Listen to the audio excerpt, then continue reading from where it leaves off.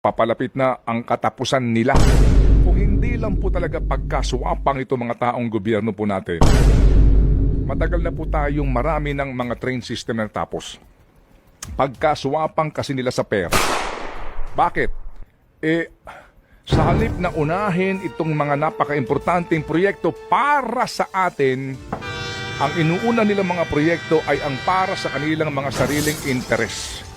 Magandang halimbawa ito ngayon, itong 288 billion na isiningit po sa pambansang budget. 288 billion. Binawasan daw ng 26. Okay, 26. So magkano pa natira?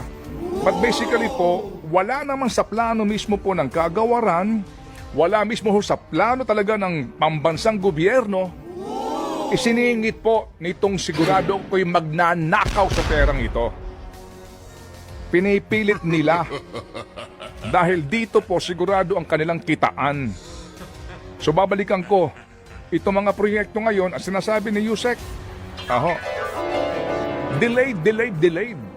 Kasi nga din po, kinakailangan din ng pera para doon sa pag-aayos ng linya. Kaya, higit na pong 20 taon, hindi pa rin po nasisimulan sa napakaraming problemang kinakaharap ng proyekto. And sabi nga niya, dahil po sa ngayon, magbabago na naman ang cost nito, siguradong tataas ang pamasahe nito. Sigurado pong tataas din po mga kapatid ang babayaran natin doon sa mga inutang pa natin para sa ibang po mga train system na sana nga po'y pakikinabangan ng pangkaraniwang Pilipino. Gusto ko humupang aking damdamin dahil nakakainis po itong mga pangyayaring ito. Inuuna ho nilang ponduhan yung mga proyekto na alam nila na kickback sila. Talagang problema po ng ating bayan, basically po, ay the kind of leader that we choose. And the people that choose these leaders, tayo po yun. Yan po ang problema po ng ating bansa. Kaya po tayo talaga nauunahan ng napakarami hong mga bansa. Tutunghayan ko po yan next week. No? I hope makagawa ako ng isa pong live episode ng Malating About It tungkol dyan. Pero para lang mapagtanto ninyo, na sadya po talagang hinahayaan kasi natin nga, kaya ngayon naghahari ang mga ulupong at magnanakaw sa gobyerno na ang inuuna po talaga ay yung pong pagnanakaw, kaya po naisasantabi yung pong mga importanteng proyekto para po lalo na sa working class. Yan, yung working class na ating pinag-uusapan sa PhilHealth. There is something wrong with the system, Cha. May problema. Naunahan pa po tayo ng Vietnam. Huwag ka mag-alala naman. Kailan kaya ang tapos nito? Sabi mo kasi more than 2 decades yung sa atin? Opo. Kasi 2016 yung sinasabi na nagsimula, pero hindi pala, mas may nauna pa? Hindi, ano yan, ang tagal po ng pinanggalingan nito, but basically po, ang haba na pinagdaan ng proseso, at the end of the day, hindi pa rin po ito tapos. Hoy! Hoy! Gising! Sige po mga kapatid. Ang ating mga kayo naman, guys!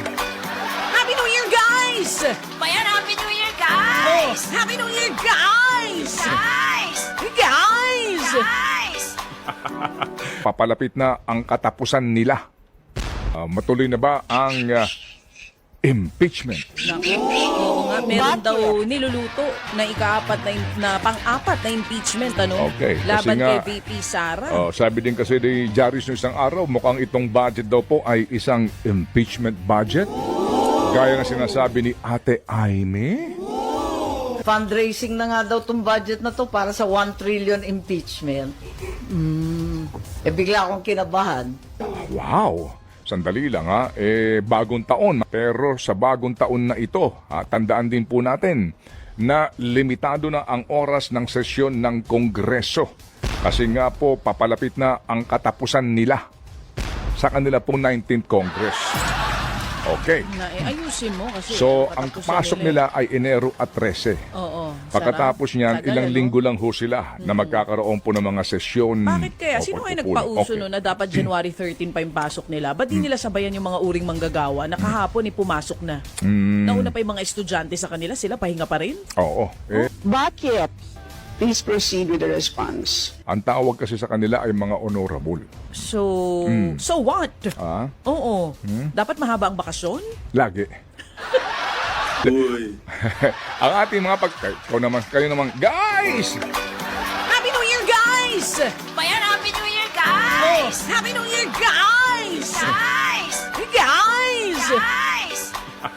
Oo, tsaka sigurado ako pag pasok nila sa kanilang sinasabing quote-unquote trabaho ay parang ang ganda ng yoyo mo ha. Yo-yo? Di mo alam yun? Yo-yo laruan? Anong yo-yo? Okay! Wow, man.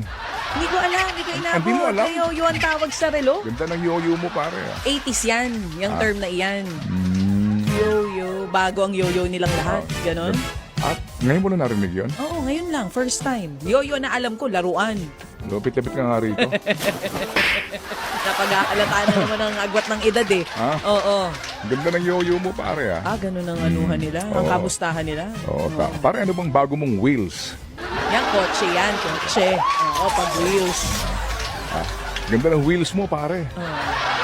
Wow pare. Hindi pala chikot, wheels pala. Pare, mga kapataks natin, mga taga-customs, pare. Wala bang yan. Pare, bago na naman ang Ferrari mo. Tawa naman. Ayos ah. Oo, tapos yung mga kababaihan naman, wow. Hindi kita mo naman. Bag. Ano ba yung Birkins ba tawag doon? Ano yun? Walang S yata, Birkin yata yon. Yung mga Birkin. milyones na halaga ng bag. Birkin, wala yatang S. Di ba parang donut yun?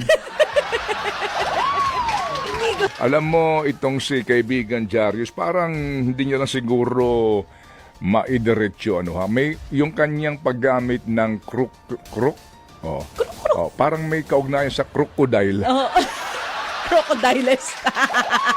Ang ganda ng first paragraph. Okay, Ang parang ganda nung, sa mga crocodile. best ever. Ang ganda ng first paragraph eh. Ano Let me sabi just niya? read, Okay. For them to deodorize. Ayun. Pero, Kaya nga, maamoy pa rin daw. deodorant nga yan, yung Vito na yan.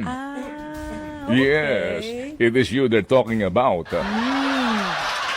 Sa column ni Jarius Today sa The Philippine Star, may bahagi dito po, no? Interesting nga ito. Kasi nga, gaya po ng ating tinalakay, di ba, para lang ho mabigyan ng katarungan, kunwari o katwiran, yung pong sinasabing, kahit na 700 plus billion lang yan, mas malaki pa rin yan kaysa sa public works. Kasi nga, may mga sinama sila, Kung Philippine ano-ano. National Police Academy, Dami. Philippine Military Academy, may Yeah. sinasabi din dito. Isa-isahin mo. Hindi. Ay, sorry. Kasi bandang dulo, Isasayin mo. Isasayin ko na po. basa! Okay. Ang sabi ni Jarius dito, kasi nga daw masyado ng garapal kung isasama pa daw po doon sa listahan na ginawa ng mga nangangatwiran na ito, bakit daw po hindi nila sinama yung Development Academy of the Philippines? Pak! Bakit daw po hindi nila sinama, itong Film Academy of the Philippines? Bakit daw po hindi sinama yung Philippine Judicial Academy for Judges? Bakit daw po hindi na sinama yung Philippine High School for the Arts in Mount Makiling? Dahil daw sa magiging masyado ng halata, di ba? Yung kanilang hugot. Anyway, so asahan po natin mga kapatid by next week siguro, baka meron na nga po dito lutuin ng mga official, ng mga reklamo dito po sa ating pong pambansang budget. Ang ating nga pong dalangin lamang dyan na sana nga po mabilis ang maging tugon dito ng ating kataas-taasang hukuman nang sa ganun po magkaroon ng, alam niyo ho yun, ng kabuluhan ang desisyon. Kasi kung minsan kapag late na po ang desisyon, para bagang nagiging moot na, ala ng silbi na andyan na yan.